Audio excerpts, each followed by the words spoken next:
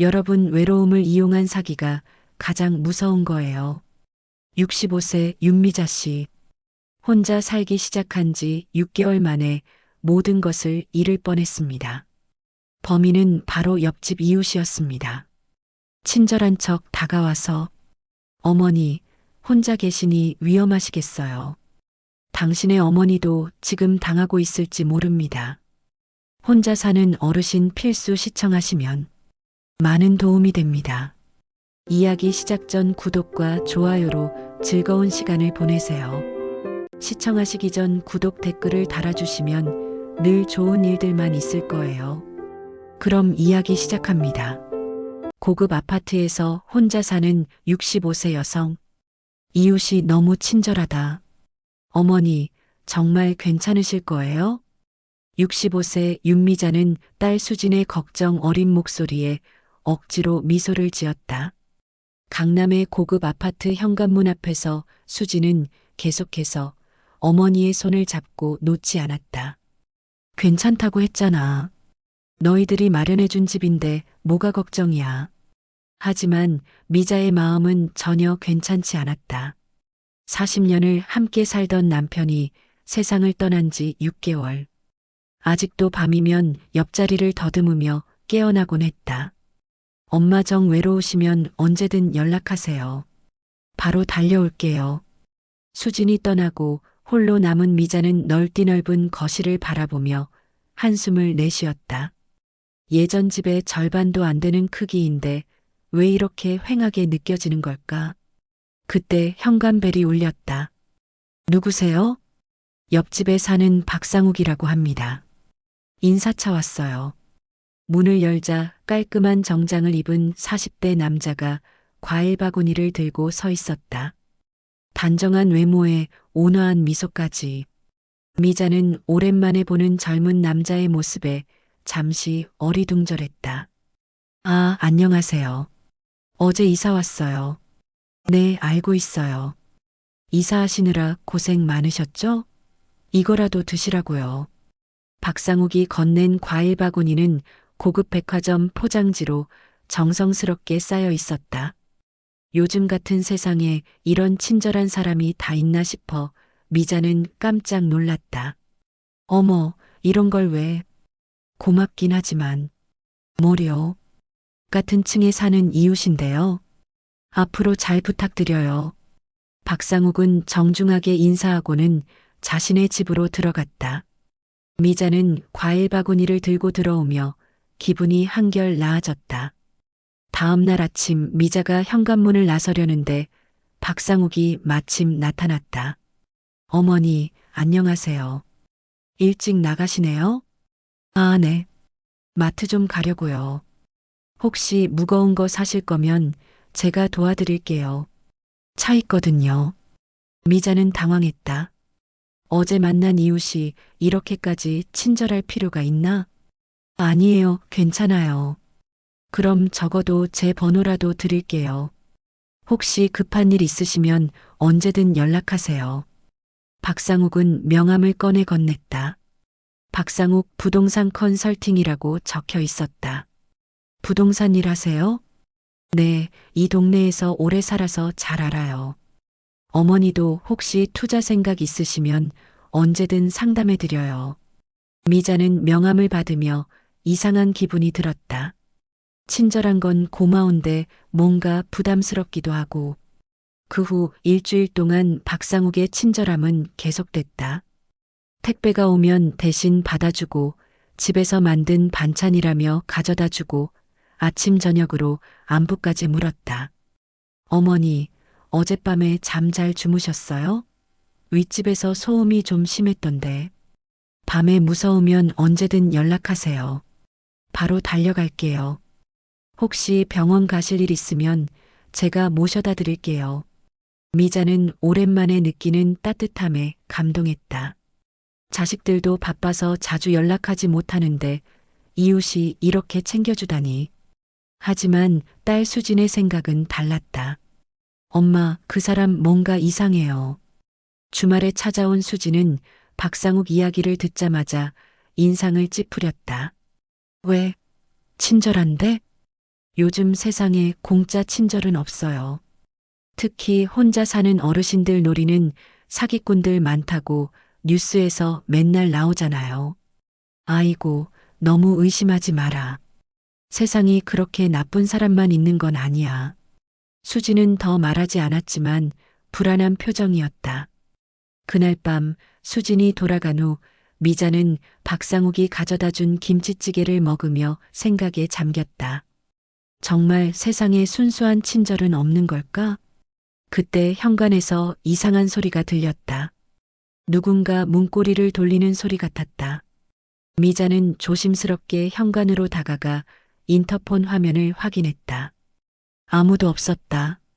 하지만 분명 소리가 들렸는데 불안해진 미자는 박상욱에게 문자를 보냈다. 혹시 지금 집에 계세요? 이상한 소리가 나서요. 답장은 바로 왔다. 네, 있어요. 뭔 일이세요? 바로 가볼게요. 5분도 안 되어 박상욱이 나타났다. 어머니, 괜찮으세요? 누군가 문고리 돌리는 소리가 났어요. 박상욱은 현관문을 자세히 살펴보더니 고개를 끄덕였다. 아, 이 아파트 오래되어서 가끔 이런 일이 있어요. 바람 때문에 그럴 수도 있고요. 걱정 마세요. 그런가요? 네. 그런데 어머니, 혹시 집 비밀번호 너무 간단한 건 아니죠? 요즘 세상이 어수선하니까 복잡하게 해두는 게 좋아요. 미자는 깜짝 놀랐다. 비밀번호는 남편의 생일인 네 자리였다. 너무 간단했나? 어떻게 바꿔야 할까요? 생일이나 기념일 같은 건 피하시고요. 전화번호 뒷자리 같은 걸로 하시면 어때요? 박상욱은 친절하게 비밀번호 변경 방법까지 알려줬다. 정말 감사해요. 이런 것도 모르고 살았네요. 뭐요? 앞으로 무서운 일 있으면 언제든 연락하세요. 박상욱이 돌아간 후 미자는 이상한 기분이 들었다. 고마운 건 맞는데 뭔가 섬뜩하기도 하고 박상욱은 왜 자신의 비밀번호에 관심이 있을까? 그리고 현관문 이상한 소리, 정말 바람 때문일까? 미자는 그날 밤 잠들기 전까지 계속 그 생각에서 벗어날 수 없었다. 어머니, 어젯밤에 잘 주무셨어요? 아침 7시. 미자가 현관문을 열자마자 박상욱이 나타났다. 마치 기다리고 있었다는 듯이. 네, 잘 잤어요. 그런데 이렇게 일찍? 저 출근길이에요. 어머니는 일찍 일어나시네요. 몇 시에 주무세요?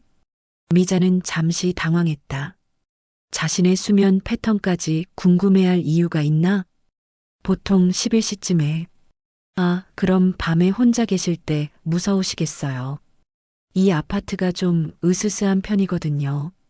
박상욱의 말에 미자는 오싹했다. 어젯밤 들었던 이상한 소리가 떠올랐다. 혹시 어머니 취미 같은 거 있으세요? 요가라든지 등산이라든지. 글쎄요. 예전에 서예를 좀 했는데. 아, 서예요? 좋네요. 그럼 붓이나 종이 같은 거 많이 사시겠어요. 문구점 사장님하고 친해요. 소개해 드릴까요? 미자는 점점 이상해졌다. 왜 자신의 취미까지 캐묻는 거지? 아니에요. 지금은 안 해서. 아쉽네요. 그럼 혹시 운동은 하세요? 헬스장이라든지. 요즘엔 집에서 TV만 봐요.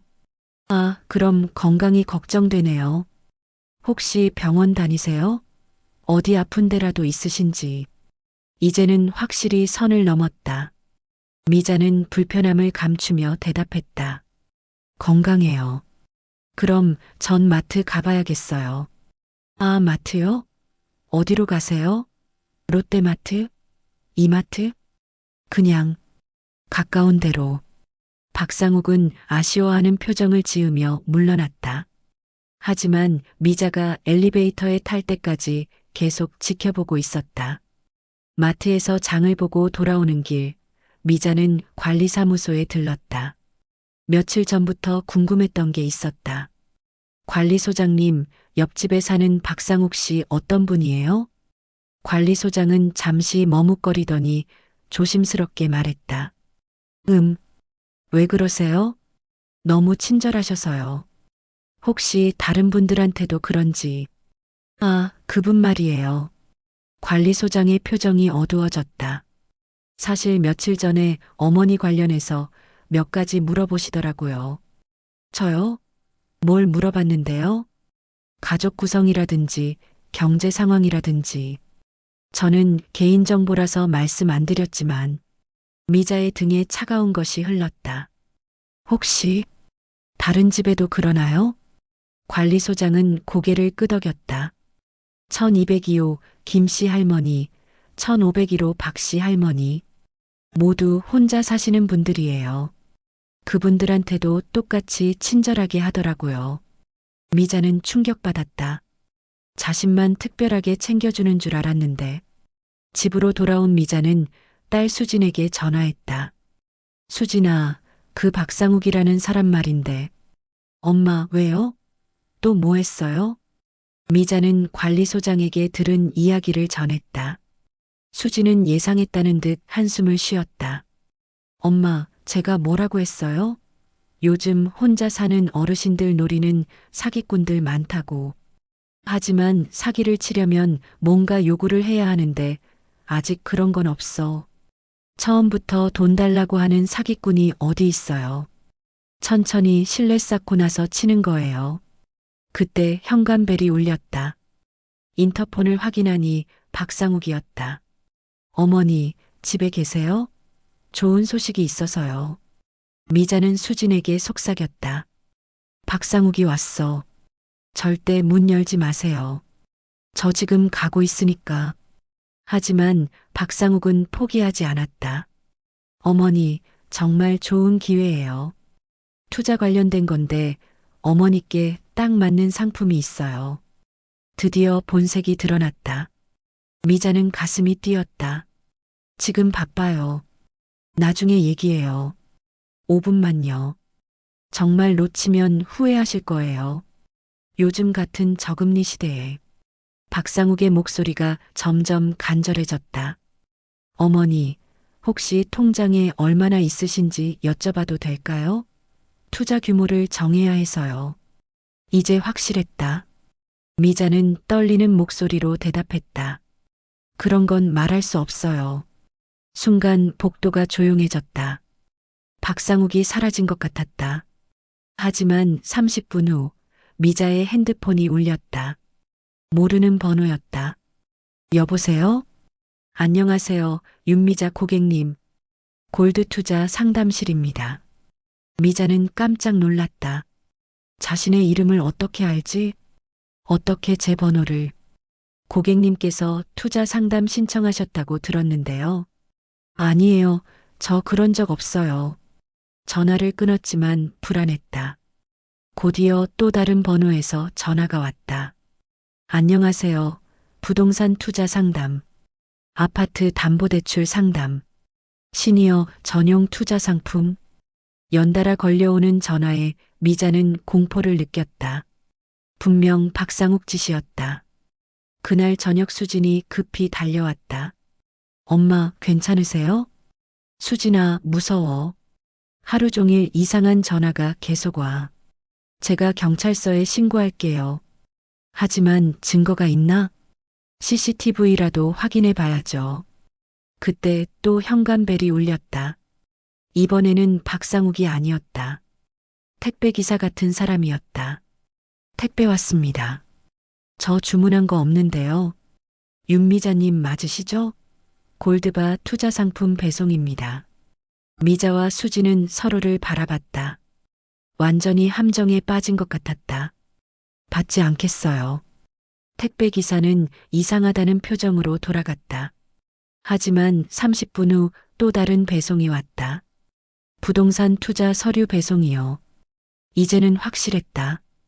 박상욱이 미자의 개인정보를 여기저기 흘린 것이다. 밤 11시. 미자는 잠들려고 했지만 계속 핸드폰이 울렸다.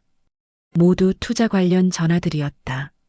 엄마, 핸드폰 꺼요. 그럼 너랑 연락이 안 되잖아.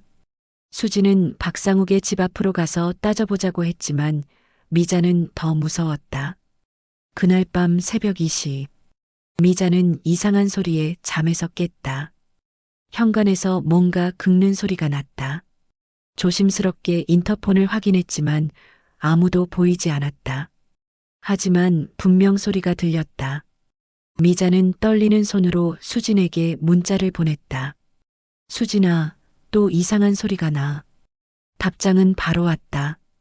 지금 가고 있어요. 절대 문 열지 마세요. 하지만 소리는 계속됐다. 마치 누군가 문고리를 계속 돌리는 것 같았다. 미자는 이제 확신했다. 박상욱이 뭔가 하고 있다는 것을. 새벽 3시, 수진이 급히 달려왔을 때 미자는 현관문 앞에서 벌벌 떨고 있었다. 엄마, 괜찮아요? 아직도 소리가 나는 것 같아. 분명 누군가 문고리를 돌리고 있었어. 수지는 현관문을 자세히 살펴봤다. 문고리 주변에 희미한 긁힌 자국이 있었다. 새 것 같았다. 엄마, 이거 보세요. 누군가 정말 만진 것 같아요. 미자는 더욱 무서워했다. 정말 자신의 착각이 아니었던 것이다. 내일 당장 자물쇠 갈아요. 그리고 CCTV도 확인해 봐야겠어요. 다음 날 오전 수지는 관리사무소에서 CCTV 영상을 확인했다. 새벽 2시경 복도 영상을 보던 중 충격적인 장면을 발견했다. 박상욱이 미자의 집 앞에서 뭔가를 하고 있었다. 문고리를 만지고 귀를 대고 안의 소리를 듣는 것 같았다. 이거 완전 스토킹이에요. 바로 경찰에 신고해야겠어요. 하지만 관리소장은 난색을 표했다. 아직 실질적 피해는 없잖아요. 그냥 문고리 만진 것 같고는. 게다가 박상욱 씨가 뭐라고 하면 어쩌려고요. 그때 놀라운 이야기를 들었다. 사실 1202호 김할머니도 똑같은 일을 당하셨어요. 박상욱 씨가 친절하게 접근하더니 나중에는 투자 얘기만 하더래요. 김할머니는 어떻게 됐어요? 결국 3천만 원 투자하셨대요. 부동산 펀드라면서. 그런데 지금까지 수익금 한 푼도 못 받으셨어요. 수지는 소름이 돋았다. 완전한 사기꾼이었다. 1501호 박 할머니는 어때요? 그분은 더 심해요. 5천만 원 넘게 투자하셨는데 연락도 안 된다고 하더라고요. 박상욱 씨한테 따지려고 했더니 이사 간다고 하면서 피하고 있어요. 이제 확실해졌다. 박상욱은 혼자 사는 고령 여성들을 노리는 전문 사기꾼이었다. 집으로 돌아온 수지는 미자에게 모든 사실을 알렸다. 엄마, 절대 그 사람 말 듣지 마세요. 완전 사기꾼이에요. 하지만 너무 늦었다. 미자의 표정이 창백해졌다. 수진아, 사실 어제 투자금 좀 넣었어. 뭐라고요? 박상욱 씨가 자꾸 연락해서 소액이라도 해보라고 해서 500만 원만. 미자는 떨리는 손으로 통장을 꺼냈다. 어제 500만 원이 빠져나간 내역이 있었다. 엄마, 미치겠네요. 바로 은행 가서 취소해야겠어요. 하지만 은행에서는 이미 늦었다고 했다. 투자금은 이미 다른 계좌로 이체된 상태였다. 사기 신고를 해도 돈을 찾기는 어렵다고 했다. 특히 미자가 자발적으로 투자했다고 서류까지 써놨기 때문이었다. 집으로 돌아오는 길에 미자는 자책감에 빠졌다. 내가 왜 그런 바보 같은 짓을 했을까? 엄마 탓이 아니에요. 그 사람이 너무 교묘하게 한 거예요. 그때 미자의 핸드폰이 울렸다. 박상욱이었다. 어머니, 투자 잘하셨죠? 벌써 수익이 나기 시작했어요. 거짓말 마세요. 사기라는 거 다 알고 있어요. 잠시 침묵이 흘렀다. 그리고 박상욱의 목소리가 차갑게 변했다. 어머니, 뭔 소리예요? 정식 투자 상품인데. 혹시 누가 이상한 소리 했나요? 제발 그만해요. 돈 돌려주세요. 돈요? 어머니가 투자하신 건데 왜 돌려달라고 하세요? 계약서도 있는데. 그리고는 전화를 끊어버렸다. 그날 저녁부터 미자의 악몽이 시작됐다. 오후 7시 또 다른 투자회사에서 전화가 왔다. 윤미자님, 골드 투자 관심 있으시다면서요? 저 그런 거 안 해요. 박상욱 님이 추천해 주셨는데요. 지금 투자하시면 특별 혜택이 있어요. 미자는 전화를 끊었지만 30분 후 또 다른 회사에서 전화가 왔다. 부동산 펀드 투자 상담실입니다. 시니어 전용 투자 상품 안내드려요. 가상화폐 투자 어떠세요? 하루에 10통 넘는 투자 권유 전화가 왔다. 박상욱이 미자의 정보를 여기저기 팔아넘긴 것이 분명했다. 밤 11시가 넘어서도 전화가 계속 왔다. 어머니, 잠도 못 자시겠어요. 일단 번호 바꾸세요. 하지만 번호를 바꾸기도 전에 더 끔찍한 일이 벌어졌다. 다음 날 새벽 미자는 이상한 소리에 잠에서 깼다.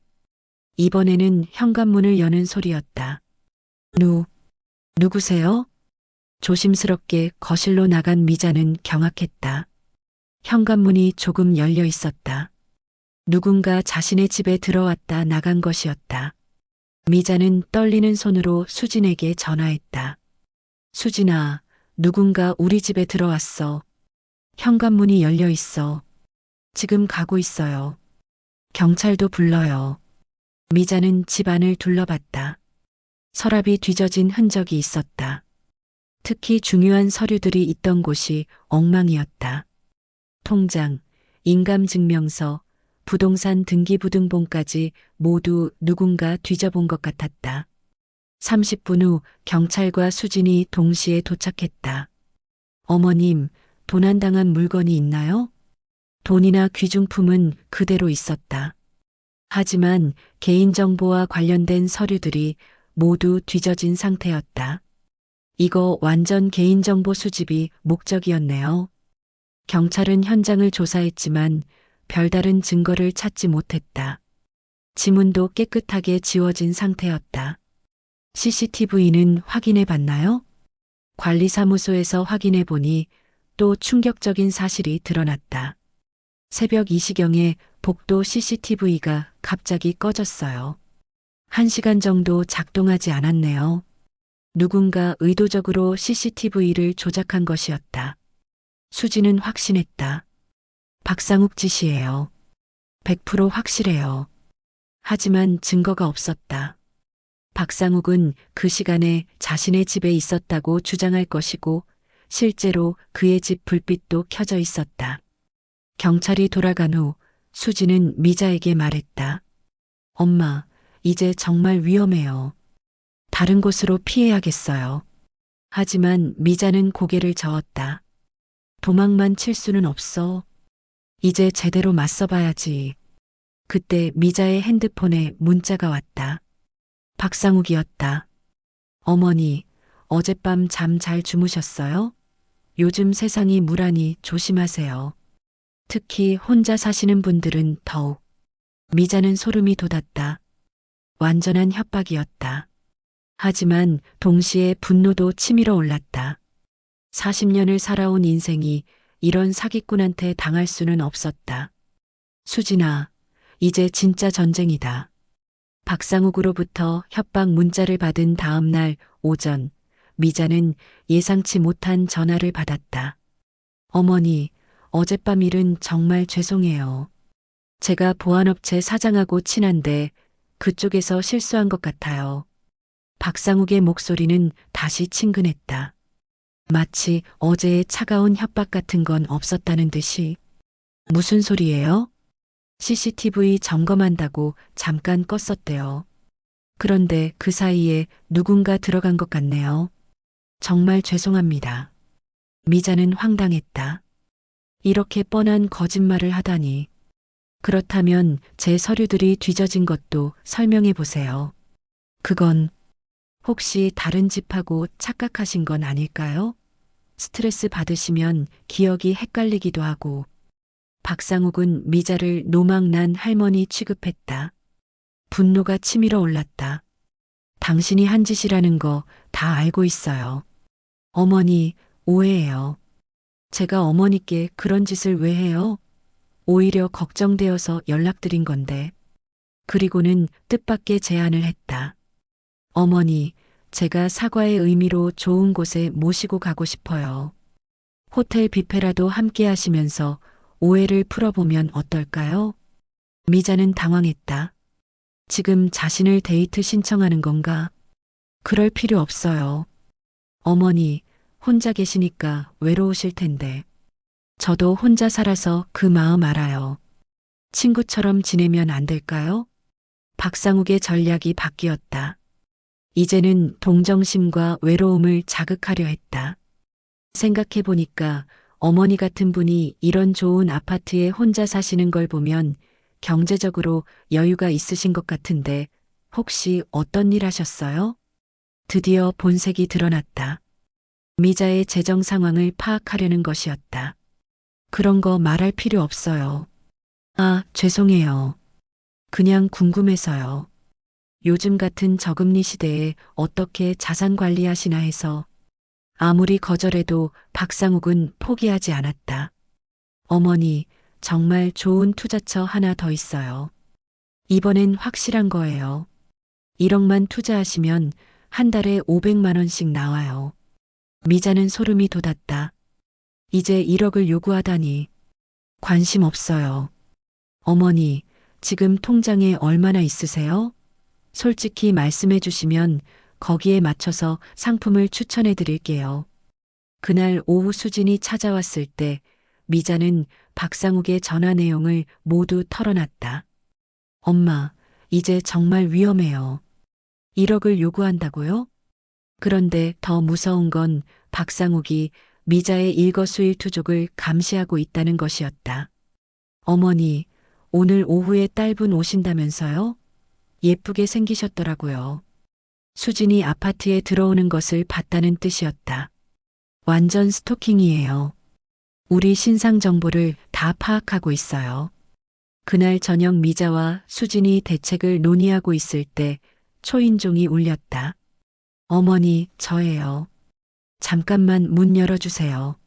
수진은 절대 문을 열지 말라고 했지만 박상욱은 계속 벨을 눌렀다. 어머니, 정말 중요한 얘기가 있어요.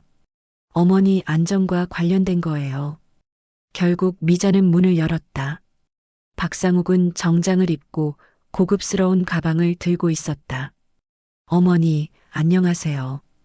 딸분도 계시네요. 박상욱은 수진에게 명함을 건넸다. 박상욱 부동산 컨설팅 대표입니다. 어머님께서 투자 상담을 받고 계세요. 수진은 명함을 받지 않았다. 저희 어머니는 투자에 관심 없어요. 그럴까요? 어머님, 어제 500만 원 투자하신 거 벌써 50만 원 수익 났어요. 박상욱은 핸드폰으로 수익 현황을 보여줬다. 화면에는 정말 550만 원이 표시되어 있었다. 어머, 정말이네요. 미자는 순간 혹했다. 정말 수익이 난 것인가? 엄마, 그건 조작된 화면이에요. 믿으시면 안 돼요. 박상욱은 수진을 노려봤다. 따님, 너무 의심 많으시네요. 이건 정식 투자회사 앱이에요. 그리고 미자에게 다시 달콤한 제안을 했다. 어머니, 지금 3천만 원만 추가 투자하시면 매달 300만 원씩 나와요.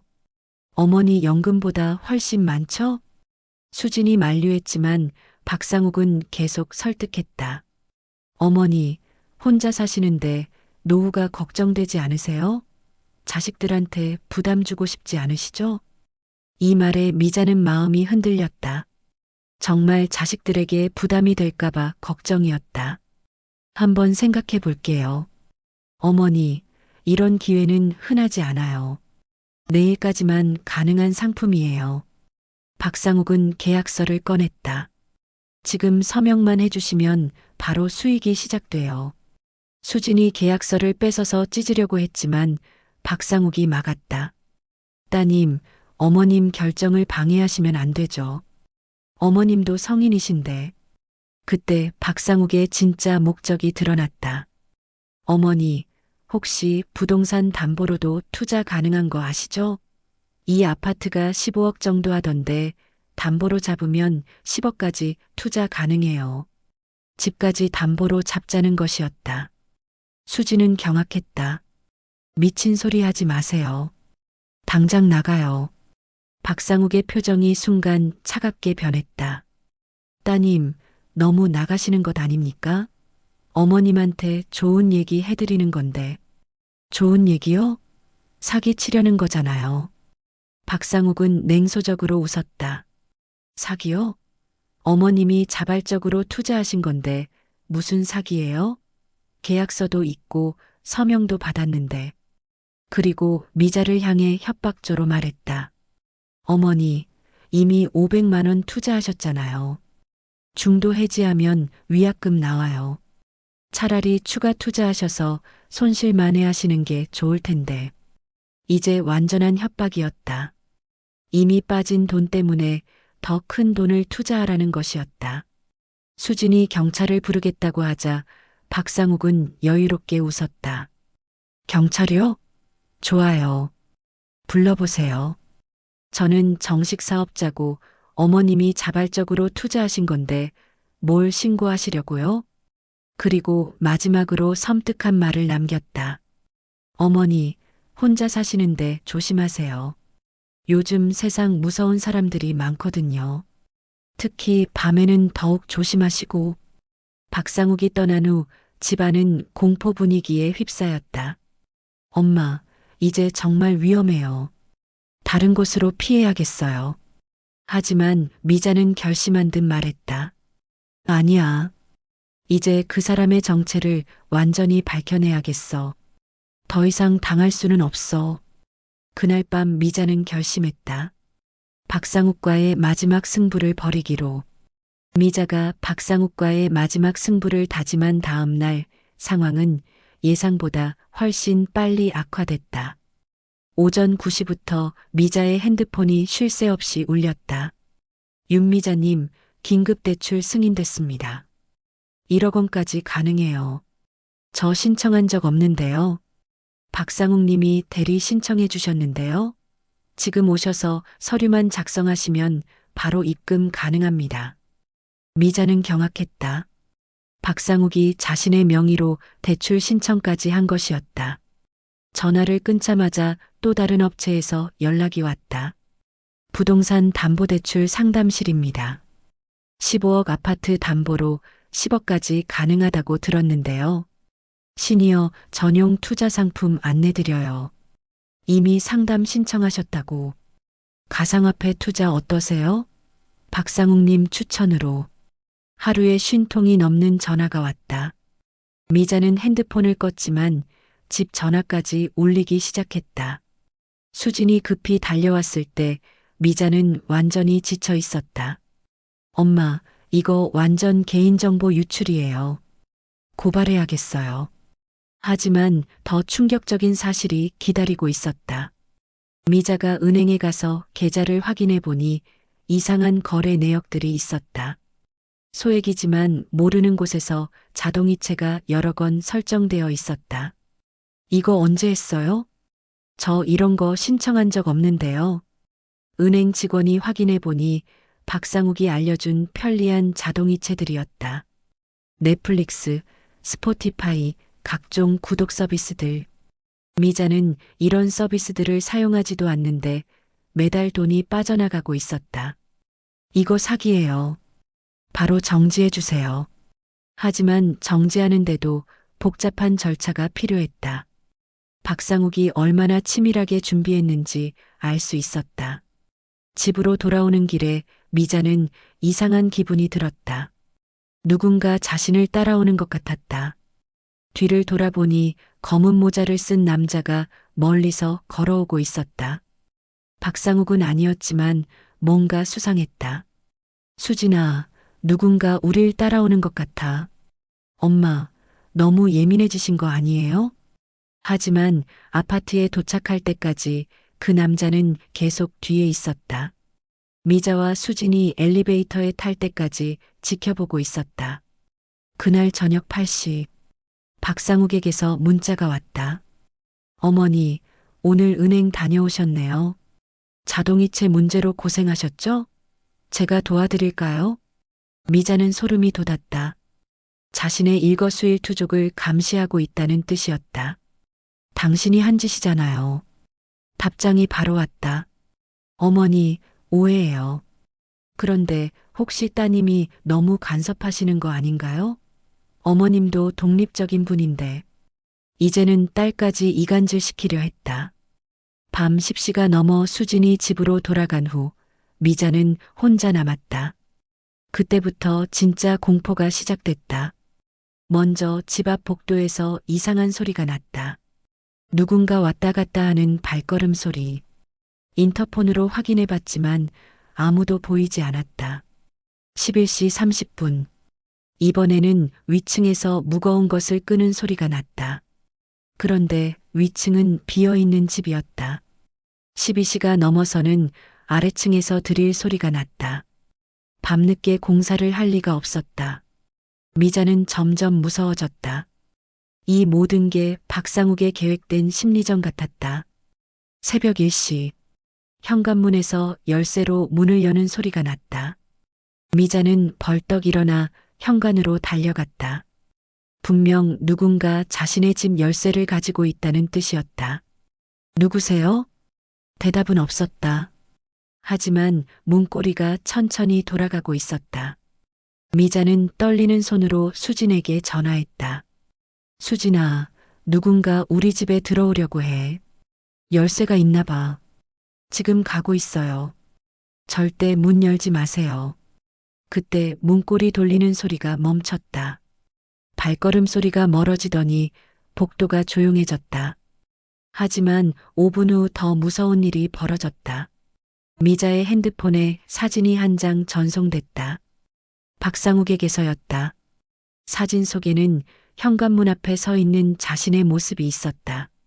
방금 전 찍은 것 같았다. 문자가 뒤따라왔다. 어머니, 밤늦게 문 앞에서 뭐 하세요? 위험해요. 완전한 협박이었다. 박상욱이 지금도 자신을 감시하고 있다는 뜻이었다. 미자는 공포에 떨면서도 분노했다. 어떻게 이런 일이 가능한가? 30분 후 수진이 도착했을 때 미자는 거의 패닉 상태였다. 엄마, 괜찮아요? 경찰 불렀어요. 수진은 사진을 보고 경악했다.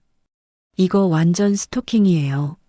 지금도 어디선가 지켜보고 있다는 뜻이잖아요. 하지만 경찰이 와서 조사했을 때는 아무것도 발견되지 않았다. CCTV는 또 고장났고 복도에는 아무도 없었다.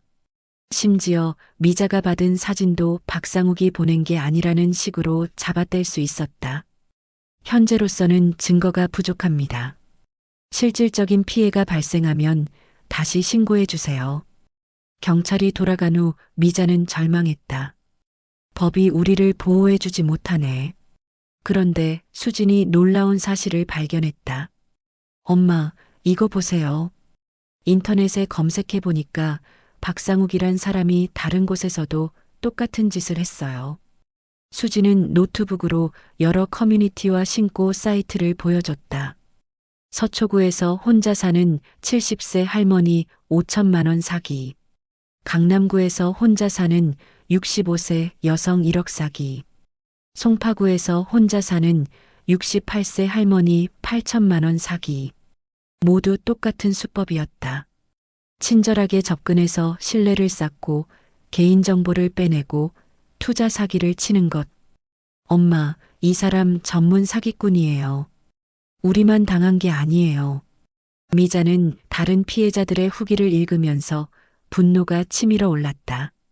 더 무서운 건 박상욱이 단순한 돈만 노리는 게 아니라는 것이었다. 어떤 피해자는 집까지 빼앗겼고 어떤 피해자는 신경쇠약에 걸려 병원에 입원했다고 했다. 이 사람은 우리 인생을 완전히 파괴시키려는 거야. 그때 미자는 결심했다. 수진아, 이제 우리도 제대로 대응해야겠어. 더 이상 당할 순 없어. 하지만 어떻게 대응해야 할지 막막했다. 박상욱은 법의 사각지대를 너무 잘 알고 있었다. 새벽 3시, 미자가 잠들려고 할 때 마지막 문자가 왔다. 어머니, 내일 오후 2시에 중요한 만남이 있을 거예요. 마지막 기회입니다. 놓치시면 정말 후회하실 거예요. 무슨 뜻인지 알 수 없었지만 섬뜩한 예감이 들었다. 박상욱이 마지막 큰 건수를 노리고 있다는 것을. 육화 반격의 시작. 미자가 박상욱의 협박 문자를 받은 다음 날 오전, 수지는 중대한 결심을 했다. 엄마, 이제 우리도 전문가 도움을 받아야겠어요. 수지는 인터넷에서 찾은 사립탐정 김철수에게 연락했다. 50대 전직 형사 출신으로 금융사기 전문가였다. 박상욱이라는 이름은 가명일 가능성이 높아요. 이런 전문 사기꾼들은 보통 여러 개의 신분을 사용하거든요. 김철수는 박상욱의 명함과 사진을 받아보고는 고개를 끄덕였다. 어디서 본 것 같은데요? 한번 조사해 볼게요. 그 사이 미자는 다른 피해자들을 찾아 연락하기 시작했다. 인터넷 카페에서 찾은 1202호 김순자 할머니부터. 김순자 할머니를 만났을 때 미자는 충격을 받았다.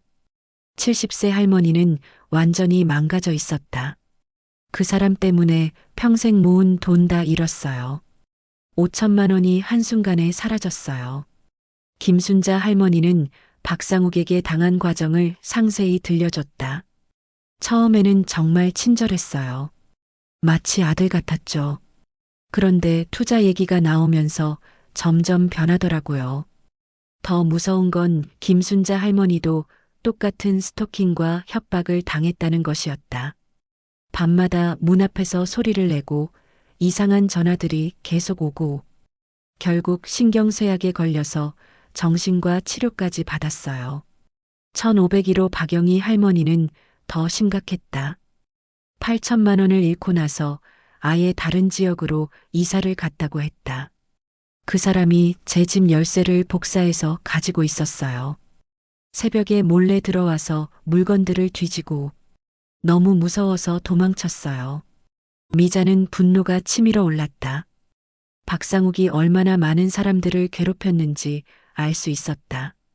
그날 오후 김철수 탐정에게서 연락이 왔다. 조사 결과가 나왔어요. 만나서 얘기해요. 카페에서 만난 김철수는 충격적인 사실들을 알려줬다. 박상욱의 본명은 이민호예요. 그런데 이 사람 전과가 상당해요. 김철수는 이민호의 전과 기록을 보여줬다. 2019년 부산에서 독거노인 대상 투자 사기로 1년 6개월 실형. 2021년 대구에서 동일수법으로 6개월 실형. 2023년 인천에서 보이스피싱 조직원으로 2년 실형 후 작년에 출소. 완전한 전문 사기꾼이었다. 그런데 더 충격적인 사실이 있었다. 이 사람 혼자가 아니에요. 조직적으로 움직이고 있어요. 김철수는 이민호가 속한 사기 조직에 대해 설명했다. 정보 수집팀, 접근팀, 투자 유도팀, 협박팀이 따로 있어요. 이민호는 접근팀이고요. 그래서 CCTV 조작이나 스토킹이 가능했던 것이었다. 전문 조직이 뒤에서 도와주고 있었던 것이다. 조직 내부에 IT 전문가도 있어요. 그래서 개인정보 유출이나 가짜 앱 제작이 가능한 거죠. 미자는 소름이 돋았다. 단순한 개인이 아니라 전문 범죄 조직과 맞서고 있던 것이었다. 그런데 김철수가 희망적인 소식도 전했다. 하지만 이번에는 이들을 잡을 수 있을 것 같아요. 증거가 많이 확보됐거든요. 김철수는 지난 며칠간 이민호를 미행하면서 촬영한 영상들을 보여줬다. 이민호가 다른 독거노인 집 앞에서 정보를 수집하는 모습, 가짜 투자회사 사무실에 드나드는 모습, 조직원들과 만나는 모습까지. 이제 경찰에 신고하면 충분히 잡을 수 있어요. 하지만 미자는 고개를 저었다. 아직 안 돼요. 제대로 된 증거를 잡아야 해요. 자백까지 받아야 다른 피해자들도 구제받을 수 있어요. 그때 수진이 놀라운 제안을 했다. 엄마, 우리가 직접 함정을 파는 건 어때요? 어떻게? 이민호가 엄마를 큰 건수로 보고 있잖아요. 그걸 이용하는 거예요. 수진의 계획은 이랬다. 미자가 이민호의 제안에 응하는 척하면서 모든 대화를 녹음하고 결정적 순간에 경찰과 함께 현행범으로 체포하는 것이었다. 너무 위험해요. 이들은 전문 범죄 조직이에요. 하지만 미자는 결심이 서 있었다. 이대로 당하고만 있을 순 없어요. 나뿐만 아니라 다른 할머니들도 계속 당할 거예요. 그날 저녁 미자는 다른 피해자들을 모두 만났다. 김순자 할머니, 온라인으로 연락된 박영희 할머니, 그리고 새로 발견된 또 다른 피해자 3명까지 총 6명의 할머니들이 모였다. 모두 이민호에게 당한 사람들이었다. 우리 혼자서는 안 돼요. 함께 힘을 합쳐야 해요. 할머니들은 모두 동의했다. 더 이상의 피해자가 나오는 걸 막고 잃은 돈이라도 일부 되찾고 싶었다. 김철수 탐정도 작전에 합류했다. 내일 이민호가 어머님께 연락할 거예요. 마지막 기회라고 했으니까요. 작전은 간단했다. 미자가 이민호의 제안을 받아들이는 척하면서 외딴 곳으로 유인하고 그곳에서 모든 대화를 녹음한 뒤 경찰이 현행범으로 체포하는 것이었다. 하지만 위험했다. 이민호가 의심하면 폭력을 사용할 수도 있었다. 만약의 사태를 대비해서 GPS 추적기도 준비하고 경찰과도 미리 협조 체제를 구축했다. 그날 밤 미자는 마지막 점검을 했다. 내일이면 모든 게 끝나겠구나. 수지는 여전히 걱정스러웠다. 엄마, 정말 괜찮으실 거예요? 괜찮아. 이제 그 사람들이 무서워해야 할 차례야. 다음 날 오전 10시. 예상대로 이민호에게서 전화가 왔다. 어머니, 어제 말씀드린 특별투자건 어떻게 생각해 보셨어요? 오늘 오후가 마지막 기회예요. 미자는 떨리는 목소리로 대답했다. 한번 만나서 자세히 얘기해봐요. 정말요? 그럼 좋은 곳에서 만날까요? 조용히 얘기할 수 있는 곳으로. 이민호의 목소리에는 승리감이 묻어났다. 드디어 큰 물고기를 낚았다고 생각하는 것 같았다. 하지만 이번에는 미자도 준비가 되어 있었다. 함정을 판 것은 오히려 미자 쪽이었다. 오후 2시. 이민호가 지정한 장소는 강남구 외곽의 한적한 카페였다. 미자는 가슴에 소형 녹음기를 숨기고 GPS 추적기를 지갑에 넣고 나섰다. 김철수 탐정과 경찰들은 500m 떨어진 곳에서 대기하고 있었다. 엄마, 위험하면 즉시 신호 주세요. 수진의 걱정 어린 목소리가 이어폰을 통해 들렸다. 카페에 도착했을 때 이민호는 이미 와 있었다. 평소와 달리 고급 정장을 입고 있었고 옆에는 처음 보는 40대 여성이 앉아 있었다. 어머니, 오셨네요. 이분은 저희 투자회사 부장님이세요. 여성은 정중하게 인사했다. 안녕하세요. 김미영이라고 합니다. 오늘 좋은 소식 들려드릴게요. 이민호는 두꺼운 서류 뭉치를 꺼내며 설명하기 시작했다. 어머니, 이번 투자는 정말 특별해요. 해외 부동산 펀드인데 수익률이 월 20%예요. 월 20%라니 말이 되지 않는 수치였다. 하지만 미자는 관심 있는 척 연기했다. 정말 그렇게 많이 나와요? 당연하죠. 여기 보세요. 김미영이 태블릿으로 화려한 그래프를 보여줬다. 모두 조작된 자료였지만 그럴듯해 보였다. 지금까지 투자하신 분들 모두 만족해하고 계세요. 어머니 아파트 담보로 하시면 10억까지 가능해요. 드디어 본색을 드러냈다. 미자는 녹음이 제대로 되고 있는지 확인하며 대답했다. 10억이요? 너무 큰 돈 아닌가요? 이민호의 눈이 반짝였다. 어머니, 지금 아파트 값이 15억인데 10억이면 적은 거예요. 월 수익만 2억이니까 6개월이면 원금 회수되고 그 다음부터는 순수익이에요. 완전히 허황된 계산이었다. 이민호는 미자가 수학에 약할 거라고 생각하고 있었다. 김미영이 계약서를 꺼내며 말했다. 오늘 계약하시면 특별히 수수료도 면제해드려요. 어머니께만 드리는 혜택이에요. 미자는 계약서를 자세히 들여다봤다. 복잡한 법률 용어들로 가득했지만 결국 집을 담보로 10억을 빌려서 투자하라는 내용이었다. 그런데 혹시 위험하지는 않나요? 이민호가 단호하게 대답했다. 어머니, 세상에 100% 안전한 투자가 어디 있어요?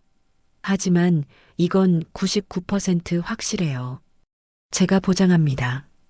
보장이라는 단어가 녹음기에 선명하게 잡혔다. 만약에 손실이 나면 어떻게 되나요? 이민호는 잠시 당황하더니 거짓말을 늘어놓았다. 그런 일은 절대 없어요. 하지만 만약 그런다면 저희가 모든 손실을 보전해드려요. 또 다른 거짓 약속이었다. 미자는 계속 질문을 던지며 이민호의 거짓말들을 녹음했다. 그런데 왜 은행에서는 이런 상품을 안 팔아요? 은행들은 너무 보수적이에요. 좋은 기회를 놓치는 거죠. 저희는 전문 투자회사니까 가능한 거예요. 저희 회사는 금융감독원 등록된 정식 투자회사예요. 이것도 거짓말이었다. 김철수 탐정이 이미 확인한 바로는 가짜 회사였다. 30분 동안 이민호와 김미영은 계속 거짓 약속들을 늘어놓았다. 모든 대화가 녹음되고 있다는 것도 모르고 어머니, 이제 결정하세요. 기회는 오늘까지예요. 미자는 마지막 결정적 증거를 얻기 위해 직접적인 질문을 던졌다. 혹시 다른 할머니들도 이런 식으로 투자하게 하신 건가요? 이민호는 방심한 채로 대답했다. 물론이죠. 1202호 김순자님, 1501호 박영희님. 모두 만족해하고 계세요. 거짓말이었다. 김순자 할머니는 5천만 원을 잃었고 박영희 할머니는 8천만 원을 잃었다. 그분들 돈은 정말 돌려받으셨나요? 이민호는 서슴없이 거짓말했다. 당연하죠. 지금도 매달 수익금 받고 계세요. 완벽한 사기 자백이었다. 미자는 마침내 결심했다. 알겠어요. 투자하겠어요. 이민호와 김미영은 환호했다. 현명한 결정이세요, 어머니. 하지만 미자는 예상치 못한 말을 덧붙였다. 그런데 한 가지만 궁금해요. 당신들이 사기꾼이라는 걸 증명할 방법이 없을까요? 이민호는 당황했다. 뭔 소리예요? 미자는 녹음기를 꺼내 보이며 말했다. 지금까지 모든 대화가 녹음됐어요. 거짓 약속, 가짜 회사, 다른 피해자들에 대한 거짓말까지 모두요. 이민호의 얼굴이 순간 일그러졌다. 이 할망구가. 그때 카페 문이 열리며 김철수 탐정과 경찰들이 들어왔다. 경찰입니다. 사기 혐의로 체포합니다. 이민호는 도망치려 했지만 이미 카페는 경찰들이 포위한 상태였다. 김미영도 함께 체포됐다. 체포 과정에서 이민호는 미자를 노려보며 독설을 퍼부었다. 늙은 년이 주제를 몰라. 어차피 너 같은 늙은이들은 언젠가 다 당하게 되어 있어. 하지만 미자는 당당했다. 나이 든다고 바보가 되는 건 아니야. 당신 같은 사기꾼들이 더 바보지. 수사 결과 이민호의 사기 조직은 3년간 50명이 넘는 독거노인들로부터 총 30억 원을 사취한 것으로 밝혀졌다. 이민호는 특별가중처벌법에 의해 징역 7년을 선고받았다.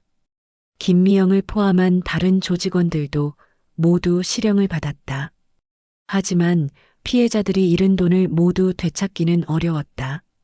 이미 대부분 사라진 상태였다. 미자는 500만 원 중 200만 원만 돌려받을 수 있었다. 그래도 더 큰 피해를 막았잖아요. 수진의 위로에 미자는 쓸쓸히 미소 지었다. 한 개월 후 미자는 노인복지관에서 사기 예방 강의를 하고 있었다. 어르신들, 세상에 공짜 친절은 없어요. 특히 투자 얘기가 나오면 100% 사기라고 생각하세요. 청중석에는 20명 넘는 어르신들이 진지하게 듣고 있었다. 외로움을 이용한 사기가 가장 무서워요. 가족들과 자주 연락하시고 이상하면 바로 신고하세요. 강의가 끝난 후 한 할머니가 다가왔다. 선생님 덕분에 저도 사기당할 뻔한 걸 막았어요. 정말 감사해요. 미자는 그제서야 진정한 보람을 느꼈다. 집으로 돌아오는 길 수진이 말했다. 엄마, 이제 진짜 끝난 거죠? 미자는 고개를 끄덕였다. 응, 끝났어. 그런데 이제 시작이기도 하지. 무슨 뜻이에요? 나 같은 어르신들을 보호하는 일 말이야. 혼자가 아니라 함께하면 이길 수 있다는 걸 배웠거든. 그날 밤 미자는 평화롭게 잠들었다. 더 이상 무서운 소리도 협박 전화도 없었다. 하지만 세상 어딘가에서는 또 다른 박상욱들이 외로운 어르신들을 노리고 있을 것이었다. 미자의 싸움은 끝났지만 진짜 전쟁은 이제 시작이었다. 에필로그 6개월 후 미자는 시니어 사기방지 모임을 만들어 활동하고 있었다. 이민호 사기단 검거 이후로 유사한 범죄가 30% 감소했다는 경찰청 발표가 있었다. 미자의 이야기는 KBS 시사 프로그램에 방영되어 큰 반향을 일으켰다. 하지만 미자는 만족하지 않았다. 아직 갈 길이 멀어요. 사기꾼들은 계속 새로운 수법을 만들어내거든요. 진정한 승리는 더 이상의 피해자가 나오지 않는 것이었다. 미자의 일상은 평범해졌지만 그의 삶에는 새로운 의미가 생겼다. 혼자가 아니라 함께할 때 더 강해질 수 있다는 것. 그것이 미자가 얻은 가장 큰 교훈이었다. 어머니, 아버지 시청해 주셔서 감사합니다. 항상 조심하시고 건강하십시오.